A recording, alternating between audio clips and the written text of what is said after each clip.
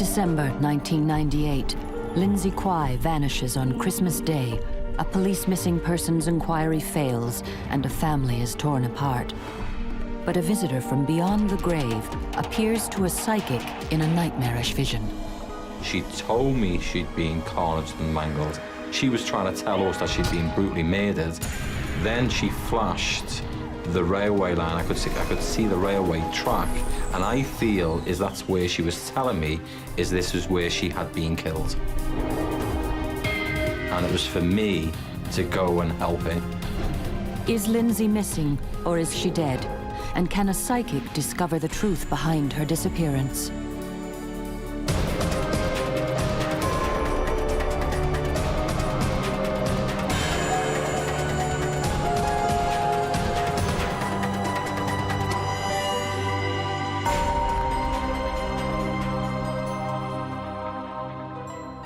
Southport, northwest England, deserted now, but every summer this seaside town attracts millions of visitors. Most come to breathe in the sea air, stretch out on the miles of empty beaches and enjoy the thrills of the roller coaster. But this man is no tourist. He is psychic Joe Power, and he's been drawn here by a missing girl and a nightmare he will never forget. The story starts here in December 1998. Lindsay Quay is a 21-year-old wife and mother of 2 small children. Lindsay was a very kind person, do anything for anybody. Good mother. The Quays are just an average family preparing for the holidays, but on Christmas Day 1998, their lives change forever when Lindsay mysteriously vanishes. Days turn into weeks, and weeks turn into months, and still nobody hears from Lindsay. Her family begin to suspect that something is very wrong. Well, you know, anyone goes missing in your family, it's just undescribable, the feelings you get. Everyone was worrying, and our brains were going, swirling, we weren't sleeping, we weren't eating. It was just a great worry. In February, Southport police take a statement from Lindsay's distraught husband, Mitchell. He said that she'd gone out drinking with her friends and that she'd stayed out all night, and he'd been left alone with the 2 children in the house and had woken with them on his own on Christmas Day, and went on to say that Lindsay had arrived later on the Christmas morning, still under the influence of drink, went into a shower, didn't say anything, got a few clothes together, and then left without saying anything to the children. Sometime in the January, he'd seen her in a vehicle with a guy who he didn't know, at a junction in Southport somewhere, and he presumed that she'd just started a new life. Since then, nobody has seen or heard from Lindsay. Police class her as a missing person, and working with her husband Mitchell, start a high-profile nationwide appeal for her return. We had a press conference, which he attended, and he reiterated the story that he'd given to the police. She came in the morning, she was out of her face. She came in at 7 o'clock in the morning. She went straight up to bed, and I got the kids up then, opened the presents up. She showed no kind of interest in the kids on Christmas Day.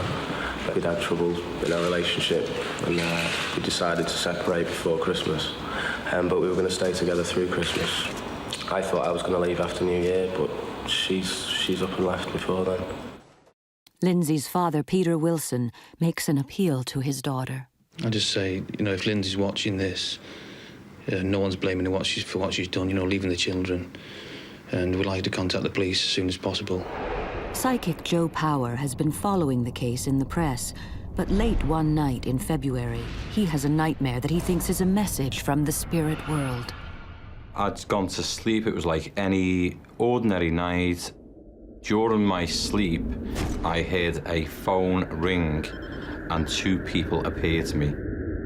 Joe recognizes the woman from the newspapers as housewife Lindsay Quay, but police think she is a missing person. Joe claims that the spirit of Lindsay is trying to tell him she's been murdered, who her killer is, and where to find her body. Lindsay Quay told me she had been carnaged and mangled.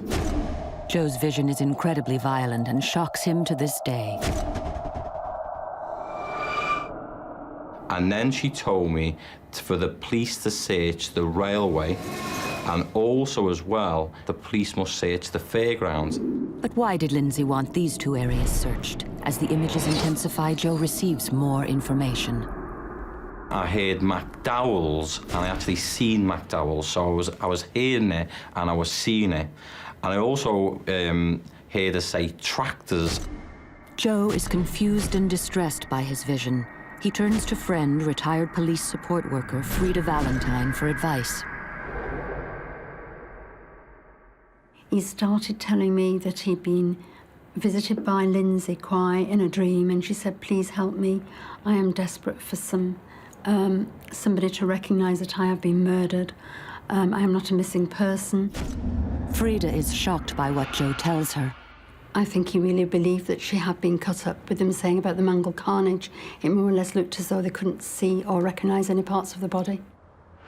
Joe also tells Frida where he thinks Lindsay might be buried. He told me that he'd been shown the railway track and also the Fairground in Southport. I suggested to Joe that he go to the police and give all this information. Reluctantly, Joe follows Frida's advice. I was absolutely terrified going into a police station. I thought they would think I was the murderer, going in with so much detailed and accurate information.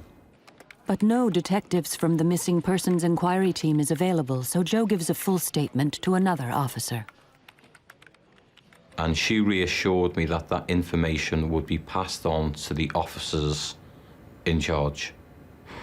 If information comes in from a psychic or a medium that we feel can be corroborated or will send us in a certain direction, then my view is that we will always utilise that if it helps us. But the problem with that is that quite often it's not supported by any tangible evidence. Joe never hears back from the police regarding his statement. As far as they're concerned, this is still a missing persons case. But it was very frustrating to me because at that time I knew this was a murder case and not a missing persons. Joe is determined to discover more about Lynsey Quay's mysterious disappearance. Has she been killed? Was she buried in the fairground or the railway? And could Joe convince the police Lindsay is not a missing person and a killer is walking free?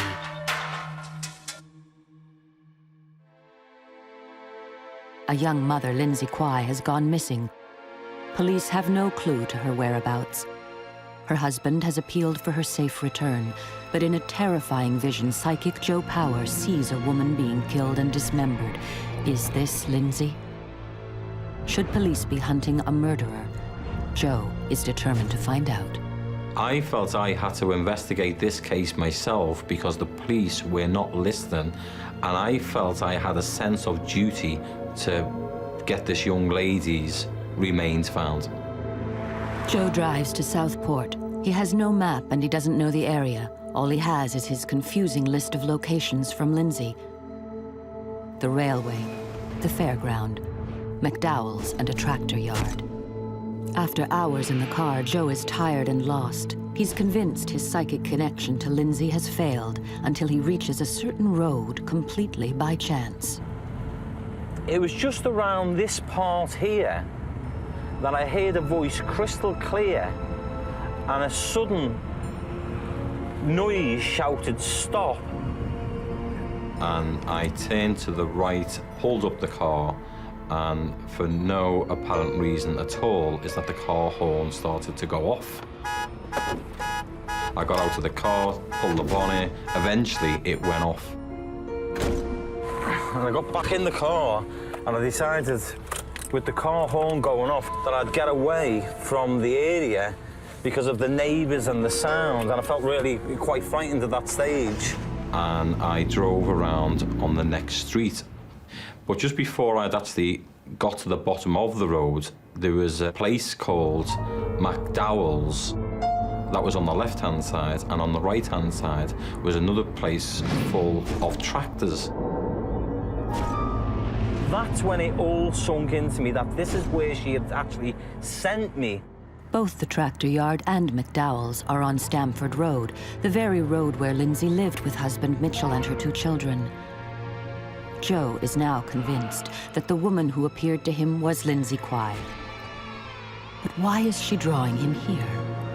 After I left the area, I felt shocked, I felt disturbed, But I also felt, it's strange to say this, is reassurance in the images that I had actually received.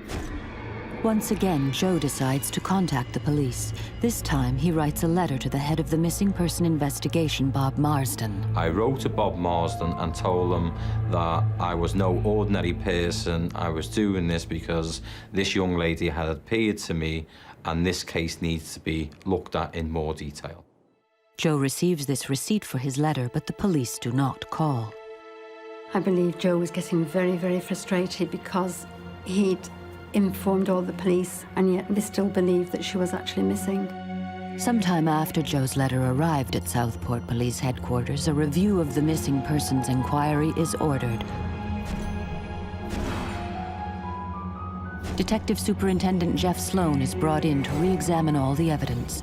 Immediately, his instincts as a police officer tell him something is not right. There was a lot of circumstantial evidence which tended towards the fact that Lindsay was not alive. We couldn't establish any proof of life. Lindsay hasn't used her bank account since before Christmas. She hasn't applied for income support or housing benefit. Vital medical appointments have been missed, and she has had no contact with her family, not the actions of either a runaway or a loving mother. When I read through the documents and I read through the lifestyle and some of the issues that emanated from that missing from home inquiry, I formed the opinion quite quickly that this actually should be a murder inquiry. I felt that Lindsay had been murdered. Joe Power is no longer alone in his belief that Lindsay has been killed. It's very frustrating, you know, knowing that this young lady had been cornered and mangled, and you have to sit there and wait for her to be found. Detective Superintendent Jeff Sloan is placed in charge of the new murder inquiry, but this isn't going to be an easy case to crack. It's very frustrating not to have a body because when you have a body, that's where your lines of inquiry start to develop. All we had was 22 Stamford Road, which was Lindsay's home address, where she'd lived with Mitchell. Well, the very first thing that we do is to go back and fully search the house again, the gardens and the area immediately surrounding the house. Using the house as their starting point, the police begin one of the largest searches ever conducted in mainland England. And we actually used officers from the Royal Air Force, the JARIC, which is a reconnaissance organisation, who flew over and could detect any recently disturbed ground. And if they highlighted any areas, then we would send a specialist search team to go and excavate. It's an agonizing time for Lindsay's family. We're by the phone 24/7, and sometimes we get false information where bones had been found at one time. And we were given the information, then we found out it was a pig, a dead pig. And then when you heard about a body being found and this, that and the other, one was found in the River Ribble, I think, you wondered if that was Lindsay. It's never ending. But the police failed to find any evidence of Lindsay. I was concerned that we hadn't found a body, and I was at a loss as to where we would look to next, and took the decision that we wouldn't undertake any more searches or digging until it was based on intelligence that we had through. But it was frustrating for me. The police are forced to suspend all searches, but Lindsay's parents refuse to give up hope. They spend every waking moment looking for their daughter. Well, we searched in canals, rivers, we got stung by bees, hornets, you name it. But, you know, I used to be up to my neck sometimes in freezing cold water. We couldn't stop. It was just our way of contributing towards finding Lindsay. With the police search on hold and no new information coming forward, it looks as if Lindsay's body may never be found and the case remain unsolved. But Psychic Joe Power believes this is something the spirit world would never allow. Joe thinks Lindsay's spirit is unable to rest, as once again she appears to him with a message from beyond the grave. The second time Lindsay appeared to me was at my home address, and she came to me and told me that the police were not listening to the information that I had previously provided to them. Joe's first vision led him to Lindsay's house. Now he returns to Southport to search the Fairground and railway track. He has a feeling that these areas are in some way connected to her disappearance. He starts at the railway track. Joe doesn't know what he should be looking for. He's hoping his psychic powers will be his guide. When I walked along this particular part of the railway line, my hair stood up on my hand and I heard a voice, I believe that was Lindsay, telling me is that she was in this location. But if Lindsay is buried at the railway, why does Joe want the police to search the Fairground as well?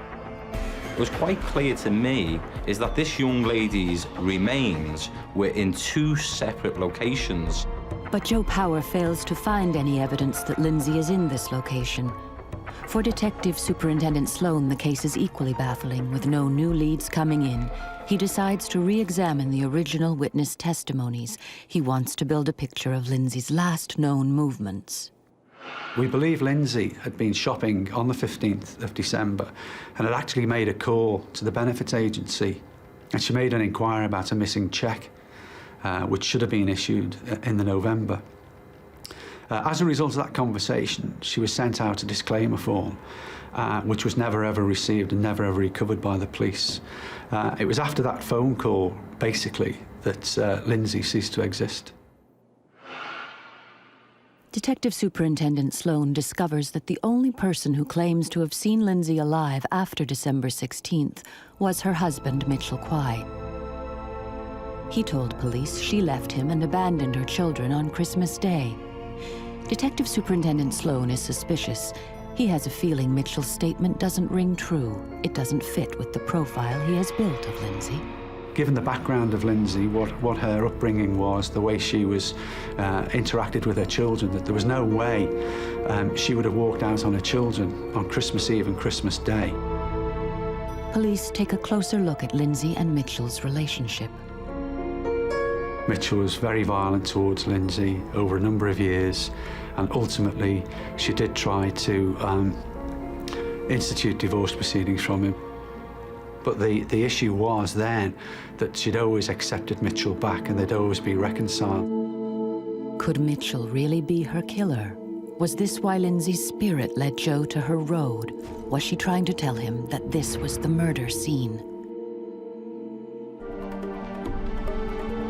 It's been 9 months since Lindsay Quay disappeared in Southport, northwest England. Detective Superintendent Jeff Sloan believes that Lindsay has been murdered, just as psychic Joe Power said over 7 months earlier.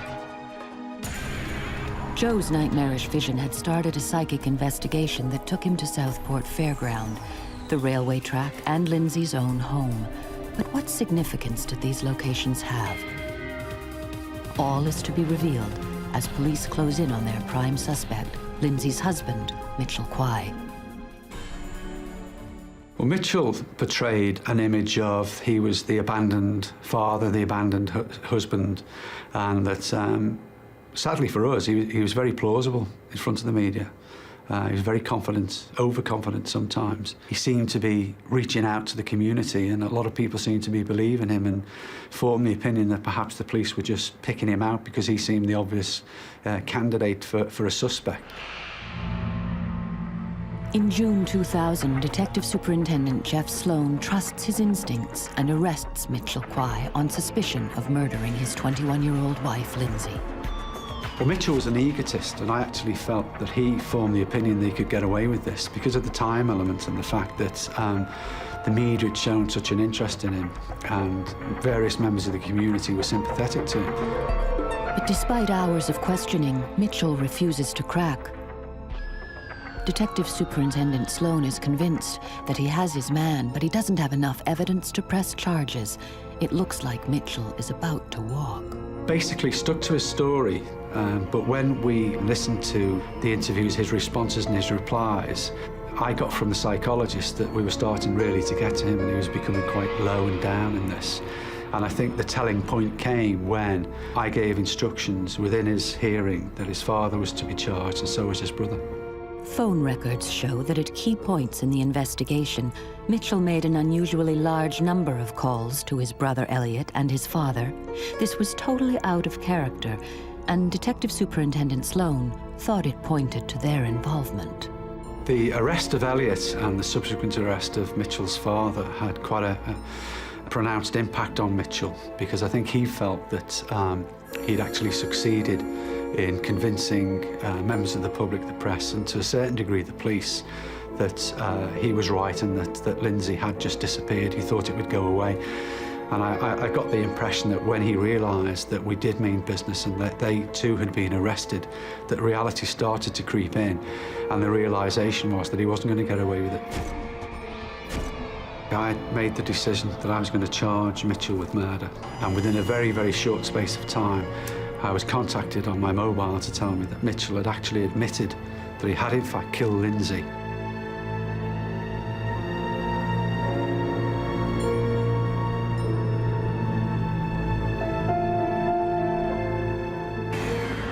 Over a year after Lindsay Quay first went missing, the truth surrounding her disappearance is finally uncovered. The last few hours of Lindsay's life all centred around the cheque that had gone missing in November. Mitchell, at some stage, had tried to encash that cheque. There's a row developed over that, and he's lost his control and he's strangled her. As Mitchell's confession continues, the true horrific nature of the crime is revealed. And that's when he recruited Elliot to come in and to help him to dispose of the body. And that's when he decided that he and Elliot would cut the body up in the bath with the children asleep in bed in the next room, which I thought was horrific. The images of violence in Joe's dream were now explained. Lindsay was dismembered, just as Joe had said. And the scene of the crime? Lindsay's house on Stamford Road, the very place Joe had been led to 12 months earlier. How did he know these facts? I knew 100% I'd been right all the time. It was a very emotional case and a very upsetting case. Mitchell Quay leads police officers to the locations where he buried his wife's remains. Lindsay's torso was found near to the Pleasureland theme park at Southport, behind a go-kart racing track where Mitchell used to work. We found Lindsay's legs on the railway embankment, which was near to one of the first places they resided together. Joe had asked for these locations to be searched over 12 months earlier. I knew straight away. It didn't come as a surprise for me. What you've got to remember is how powerful these images, what she had shown to me. She'd already shown me the fairground. She'd shown me the railway. But unfortunately for Joe, at that time he was working alone. He never did receive the call to help the police. But Joe believes there is one person who recognizes the part he played in this case. Lindsay briefly appeared to me after her remains were actually found, and I heard her say thank you, and there was no more contact from this young lady. On January 16th, 2001, Mitchell Quay is sentenced. Mitchell was sentenced to a mandatory life term of imprisonment with a tariff of 18 years because of the severity of the way he disposed of his wife, Lindsay. Elliot Quay receives 7 years for his part in the gruesome murder. Mitchell's father is released without charge. This case was extremely difficult to crack, not least because of the way that she was murdered, the way she was disposed of, and the way that he behaved after the murder, actually actively seeking the press and seeking public opinion on his side and sympathy. Detective Superintendent Sloan receives a special commendation for the integral part he played in the capture and conviction of this most devious of killers. Joe Power's personal investigation is as yet unrecognized.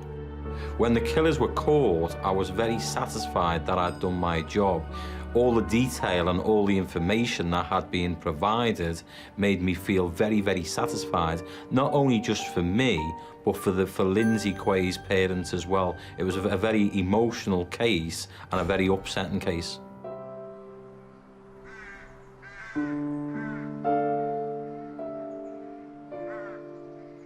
To lose Lindsay that way has affected everybody, the whole family, me included. Never going to be the same again.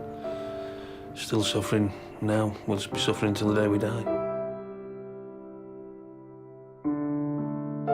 Peter, my eldest son, hung himself in the loft at my house. Could never get over the fact of what they did to Lindsay after they'd murdered her. That's what led to his suicide. 2 years after her vicious murder, Lindsay is finally able to rest in peace. but she leaves behind a family torn apart by tragedy. Mitchell's taken my daughter. He's taken Robin and Jack's mother. He's taken my son, Peter, because I blame him for that as well. He's taken a lot off the family, which we'll never forgive him for.